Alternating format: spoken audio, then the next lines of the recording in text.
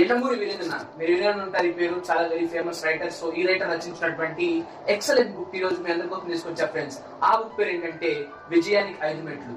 So friends మీరు చూసుకున్నట్లయితే ఇక్కడ నేను ఎండమూరి వీరేంద్రకి పెద్ద ఫ్యాన్ అయితే ఏం కాదు. సో ఏంటంటే ఈ బుక్ ని స్టార్ట్ చేసిన రీజన్ ఏంటంటే ఈ బుక్ లో ఎక్కడైనా ఫాల్ట్స్ దొరుకుతాయేమో, ఆ ఫాల్ట్స్ ని మనం చూపిద్దాము అన్నట్టుగా నేను ఈ బుక్ ని చదవడం మొదలు పెట్టాను. కానీ నా సర్ప్రైజ్ కి ఈ బుక్ అంతా అయిపోయేసరికల్లా ఆ బుక్ కి ఒక ఫ్యాన్ లాగా అయిపోయాయి అనమాట. ఎందుకంటే ఆ బుక్ అంత బాగుంది. సో అందుకని ఈ రోజు ఈ బుక్ కి రివ్యూ చేయబోతున్నా friends. So let's get start. So ఇక్కడ మనం చూసుకున్నట్లయితే ఫ్రెండ్స్ ఏది ఈ 5 పాయింట్స్ ఉన్నాయో, ఈ 5 పాయింట్స్ లో ఫస్ట్ పాయింట్ ఏంటంటే విన్నింగ్ ఓవర్ యువర్ వీక్నెస్ అనేటువంటిది first point.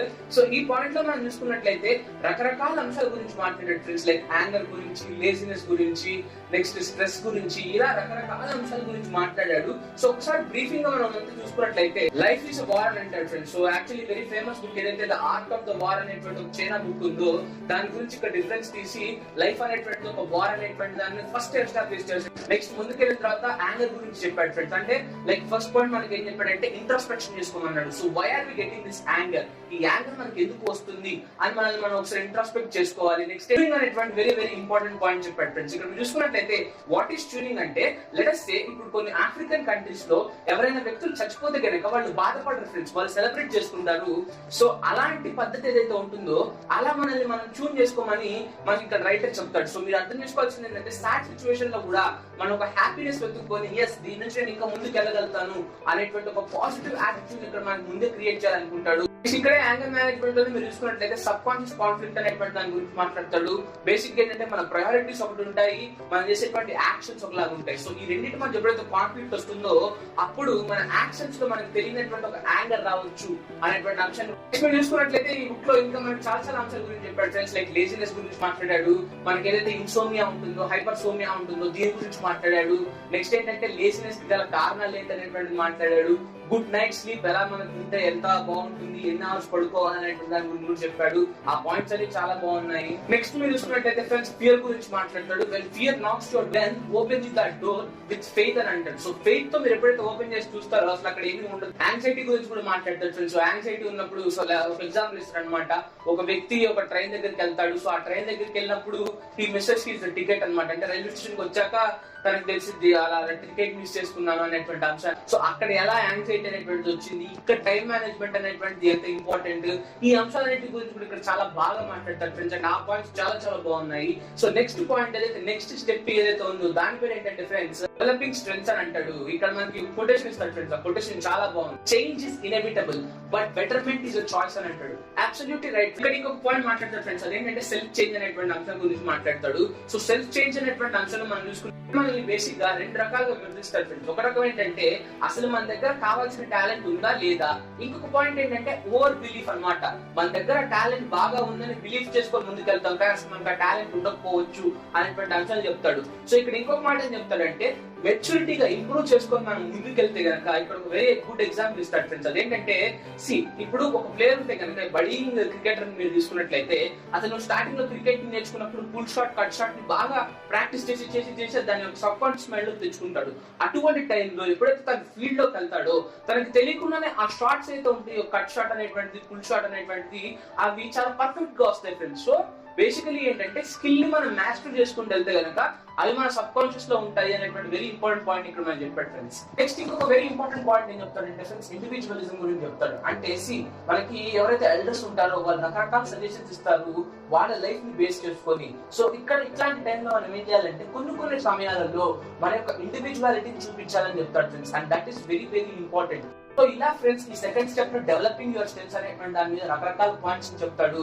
And at last ఏంటంటే ఒక ఫుట్బాల్ అనేటువంటి దాన్ని తీసుకొని అక్కడ ఎగ్జాంపుల్ తీసుకొని ఆ లాస్ట్ పేజ్ లో వీటన్నిటికి సంబంధించినటువంటి సమరైజ్డ్ గా ఆ పాయింట్స్ ఒక ఎగ్జాంపుల్ లా చెప్తాడు. ఆ ఎగ్జాంపుల్ చాలా బాగుంటుంది ఫ్రెండ్స్. సో మీరు చూసుకున్నట్లయితే థర్డ్ స్టెప్ ఏదైతే ఉందో లవ్ అండ్ ఫ్యామిలీ రిలేషన్షిప్స్ గురించి మాట్లాడతాడు. అక్కడ మాత్రం నేను ఈ రైటర్ ని కొద్దిగా విభేదించాల్సి వచ్చింది ఫ్రెండ్స్. ఎందుకంటే మీరు చూసినట్లయితే ఇక్కడ లవ్ వచ్చేసరికల్లా what he wants to talk is అతను ఒక రూరల్ బ్యాక్గ్రౌండ్ ఉన్నటువంటి ఒక కాలేజ్ దగ్గరికి వెళ్ళాడంట. అక్కడ he gave an example where he compared individuals with cars and it's models. నాకు అక్కడ కొద్ది కామెడీ అనిపించింది బేసికలీ చెప్పాలంటే. ఎందుకంటే ఇండివిజువల్ అనేటువంటి వ్యక్తి చాలా డిఫరెంట్ గా ఉంటాడు. అంటే మీరు కొద్దిగా పైకి వెళ్తే కనుక మీకు హై ఎండ్ కార్ దొరుకుతుంది, బాగా చదువుకొని, ఇలా రకరకాల అంశాలు చెప్పాడు. And I really did not agree with him because నాకు ఎందుకో అక్కడ చాలా తప్పు అనిపించింది. సో ఈ బుక్ మొత్తం చూసుకుంటే ఈ ఒక్క స్టెప్ నాకు ఎందుకో కొద్దిగా నచ్చలేదు personally. But I don't know you guys May really like it. So ఇంకా మీరు చూసుకున్నట్లయితే ఫ్రెండ్స్ నెక్స్ట్ స్టెప్ ఏదైతే ఉందో అదేంటంటే పేమెంట్ మనీ అనేటువంటి దాన్ని చెప్తాడు ఫ్రెండ్స్. నేను ఇక్కడ మీరు చూసుకున్నట్లయితే ఆ థర్డ్ పాయింట్ ఏదైతే ఉందో అక్కడ చాలా కింద పడిపోయాయి అనమాట. అగైన్ ఫేమ్ అనేటువంటి దాంతో పైకి లేచాడు ఫ్రెండ్స్. ఆ చాప్టర్ మాత్రం అబ్సల్యూట్లీ బ్యూటిఫుల్ ఉంది. చాలా మంది మీరు చూసుకున్నట్లయితే అంటే ఎవరైతే రిజర్వ్డ్ పీపుల్ ఉంటారో వాళ్ళు ఫేమ్ అనగానే they see that only for celebrities అది ఉంటుంది అనేటట్టుగా ఆలోచిస్తారు. కానీ చాలా తప్పు. ఎవ్రీ ఇండివిజువల్ ఒక ఫేమ్ ని క్రియేట్ చేసుకోవచ్చు, ఒక బ్రాండ్ ని క్రియేట్ చేసుకోవచ్చు. The greatest salesman in the world అనేటువంటి బుక్ ని చెప్పి అందులో మనకి అయితే బ్రాండింగ్ కి సంబంధించినటువంటి అంశాలు ఉంటాయి అనేటువంటి దాని గురించి కూడా చెప్తాడు. And that is really good point friends. So overall గా మీరు బుక్ చూసుకున్నట్లయితే ఈ చాప్టర్ చాలా బాగుంటుంది ఫేమ్ అండ్ మనీ అనేటువంటి దాని గురించి. ఇందులో మనకి ఇంకొక పాయింట్ ఏం చెప్తాడంటే ఎప్పుడైతే మనకి సక్సెస్ కావాలని మనం ముందుకెళ్ళి చేస్తామో చాలా మంది ఓడిపోతూ ఉంటారు. ఎందుకు అటువంటి వ్యక్తులు ఓడిపోతారు అనేటువంటి పాయింట్స్ కూడా చెప్తారు ఫ్రెండ్స్. అండ్ అన్ని కూడా అల్టిమేట్ జెమ్స్ అన్నమాట. దోస్ పాయింట్స్ ఆర్ రియలీ ఏమంటారు మన లైఫ్ లో చాలా ఉపయోగపడతాయి అటువంటి పాయింట్స్. సో డెఫినెట్లీ ఈ పాయింట్స్ అయితే చాలా బాగున్నాయి ఫ్రెండ్స్. లాస్ట్ స్టెప్ వచ్చేసరికి కల్లా అల్టిమేట్ సాటిస్ఫాక్షన్ అంటాడు ఫ్రెండ్స్. సో అక్కడ మీరు చూసుకున్నట్లయితే చాలా అంశాల గురించి మాట్లాడాడు. కానీ నాకు పర్టికులర్లీ నచ్చింది ఏంటంటే త్రూఅవుట్ ద బుక్, ఈ బుక్ లో కూడా మనకు ఆ పాయింట్ బాగా చెప్పాడు. ద ఆర్ట్ ఆఫ్ స్మైలింగ్ అని అంటాడు. అంటే ప్లెజెంట్ గా ఉండాలి ఎప్పుడైనా సరే.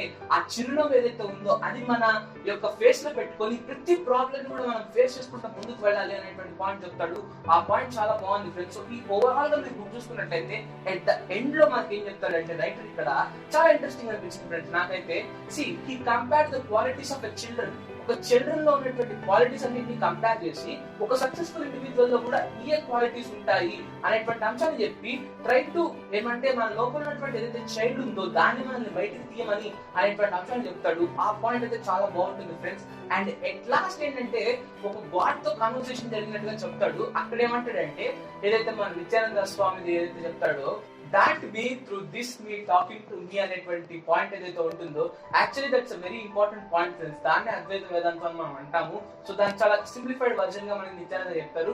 సో అలా ఏంటంటే లాస్ట్ చెప్పాడు అనమాట మీ ఇన్ యూ అని చెప్పేసి గాడ్ అని అంటాడు. సో ఆ పాయింట్ చాలా బాగుంటుంది.